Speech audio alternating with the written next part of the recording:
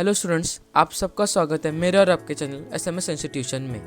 आज हम इंग्लिश के पेपर राइटिंग स्ट्रेटजी के बारे में बात करने वाले हैं। अगर आपको टेंशन हो रहा है कि मैं इंग्लिश का पेपर कैसे दूंगा, या फिर मेरा ग्रामर ख़राब है, या फिर मुझे तो ईमेल राइटिंग वगैरह इसका फॉर्मेट ही पता नहीं है, ऐसे बहुत सारे डाउट्स होते हैं स्टूडेंट्स को, तो ये सारे डाउट आज क्लियर होंगे। और ऐसी स्ट्रैटेजी बताऊंगा मैं कि सेक्शन वाइज स्ट्रैटेजी होगी कि ये सेक्शन में कैसे करना है, राइटिंग सेक्शन में कैसे करना है, कितना टाइम देना है उस सेक्शन को। ये सारी स्ट्रैटेजी इस वीडियो में डिस्कस होने वाली है। और उसके साथ फ्री मटेरियल भी देने वाला हूँ मैं, जैसे राइटिंग स्किल्स का फॉर्मेट होता है, अप्रिसिएशन होती है पोएम्स की, समरी होती है चैप्टर्स की, ये सारा कुछ आपको मिलेगा। कहाँ पे मिलेगा? हमारे ऐप एसएमएस इंस्टीट्यूशन के ऐप और हमारे व्हाट्सएप की कम्युनिटी पे मिलेगा। जल्दी से डिस्क्रिप्शन बॉक्स में जो लिंक दिया है उससे ज्वाइन करो और आपका फ्री कंटेंट ले लो। तो चलिए इस वीडियो को शुरू करते हैं। तो इंग्लिश का पेपर जो होता है वो 4 सेक्शन में डिवाइडेड होता है। सेक्शन नंबर 1 होता है प्रोज, जो 34 मार्क्स के लिए होता है टोटल। उसमें सीन और अनसीन दोनों भी पैसेजेस रहते हैं, और ये मैं इसके लिए भी स्ट्रैटेजी बताऊंगा। और जो सेक्शन 2 होता है वो पोएट्री होता है, जो 14 मार्क्स के लिए होता है। उसमें सीन पैसेजेस होते हैं और अप्रिसिएशन भी होता है। और जो अप्रिसिएशन होता है वो कंपलसरी क्वेश्चन होता है 4 मार्क्स के लिए, तो उसके लिए भी मैं बताऊंगा कि कहाँ पे आपको मिलेगा। और उसके साथ सेक्शन 3 होता है वो राइटिंग स्किल, 16 मार्क्स के लिए होता है। इसमें से तीनों में से कौन सा आपको लिखना है वो भी मैं बताऊंगा, कि वर्चुअल मैसेज, एसओपी या फिर ग्रुप डिस्कशन। तो ये भी मैं क्लियर करूंगा आपका डाउट। और उसके साथ लिटरेचर, जो बहुत लोगों को टफ भी लगता है और बहुत लोगों को ईजी भी लगता है। और मेन क्वेश्चन होता है कि कौन सा सेक्शन में पहले करूँ। तो ये जो है ना, ये पेपर पे डिपेंड करता है। तो मैं अभी आपको है ना 2023 का पेपर शेयर करता हूँ, और ये जो पेपर मैं अभी स्क्रीन शेयर करने वाला हूँ वो भी आपको मिलेगा हमारे ग्रुप पे। तो ये जो है ना, ये जुलाई 2023 का पेपर है, लेटेस्ट पेपर है बोर्ड्स का।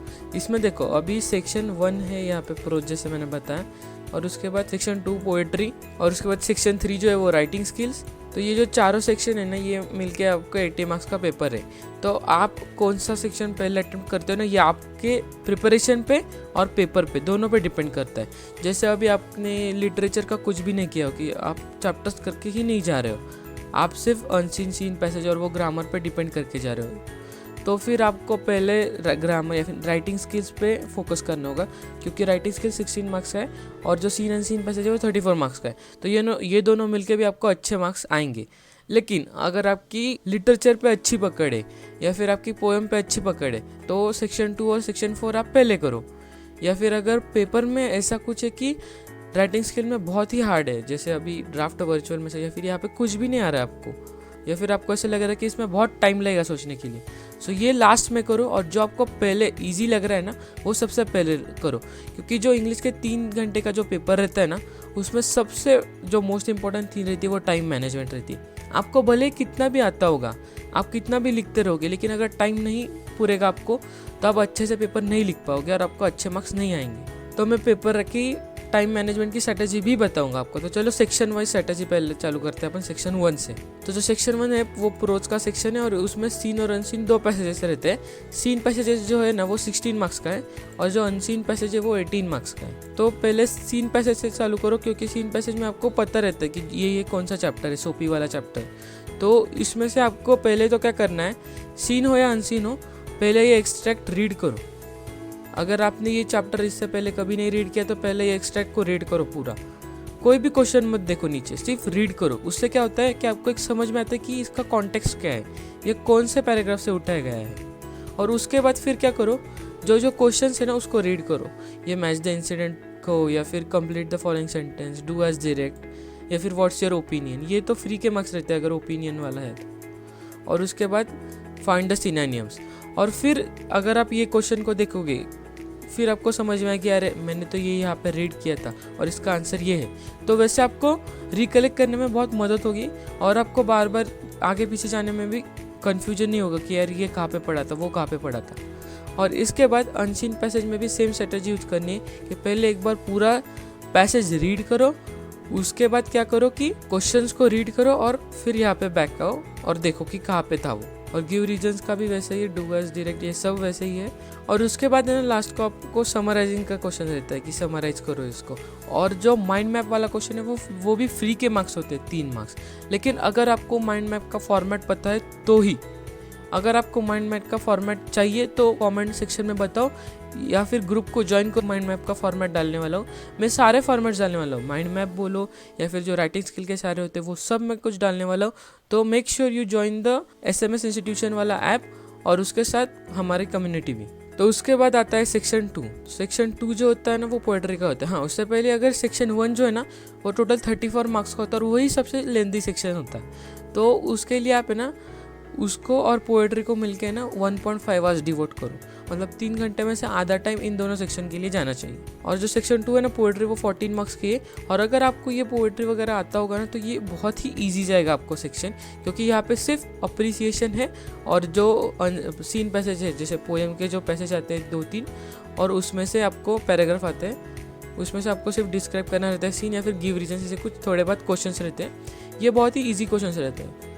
और अगर ये आपको पोएम का वो समरी या फिर अप्रिसिएशन पता होगा तो फिर बहुत ही इजी हो जाता है आपको ये स्कोर करना। और आपको ये अप्रिसिएशन मिलेगा कहाँ? हमारे चैनल पे। अगेन ये देखो, मैंने यहाँ पे पोएम वाइज, यहाँ पे पोएम का नाम, पोएट का नाम, राइम, थीम और उसकी जो मैसेज है पोएट को वो देना चाहता है, वो सारे मैंने अपलोड किया है। लेकिन कहाँ पे? ग्रुप पे। देखो ये हमारा जो कम्युनिटी है बोर्ड्स, MSc और SMS इंस्टीट्यूशन, ये जल्दी से ज्वाइन करो, क्योंकि यहाँ पे मैं बहुत ही ज़्यादा इंपॉर्टेंट जो कंटेंट रहता है बोर्ड्स और MSc रिलेटेड वो अपलोड करता रहता हूँ रेगुलरली। और उसके साथ साथ आपको प्रीवियस ईयर पेपर्स नवनीत के जो रहते हैं वो, और पिछले 10 साल के बोर्ड्स के सारे पेपर्स में वहाँ पे अपलोड करने वाला हूँ। तो जल्दी से जल्दी ज्वाइन करो। तो उसके बाद आते हैं सेक्शन 3 राइटिंग स्किल्स पे। ये सेक्शन बहुत ही इंपॉर्टेंट रहता है, क्योंकि ये सेक्शन स्कोरिंग भी रहता है और जिनको फॉर्मेट पता नहीं रहता उनके लिए वो डेंजर भी रहता है, क्योंकि ये जो 16 मार्क्स है ना ये इजी टू स्कोर रहते हैं, लेकिन टाइम उसको लगता है क्योंकि ये डिस्क्रिप्टिव रहते हैं।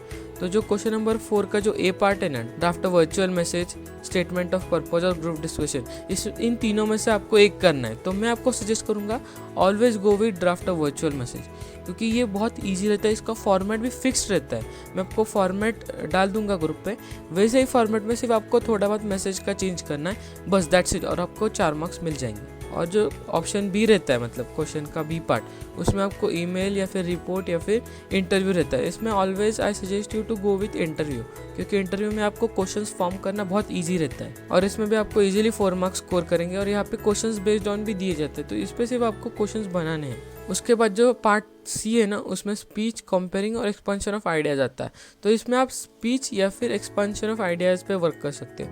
एक्सपेंशन ऑफ आइडियाज़ में यहाँ पे ये आपको प्लस पॉइंट रहता है कि आपको वो दिया जाता है कि कौन से पॉइंट्स पे आपको लिखना है, कि focus on actions, action leads to success and result. तो आपको एक डायरेक्शन मिल जाता है लिखने के लिए, और ज़्यादा भी नहीं लिखना है, 100 and 150 वर्ड्स में आपको ख़त्म करना है। अगर आप ज़्यादा लिखते बैठोगे तो 2 चीज़ें होगी, एक तो आपका टाइम ज़्यादा जाएगा और दूसरा आपको मतलब इतना कुछ आप लिखोगे ना कि जो एग्जामिनर रहता है ना, जो आपको चेक करेगा, वो भी बोर हो जाएगा और वो आपको फिर अच्छे मार्क्स नहीं देगा, क्योंकि लिमिट में लिखना है और अच्छा लिखना है, और उससे आपको टाइम भी बचेगा आगे जो सेक्शन है उसके लिए।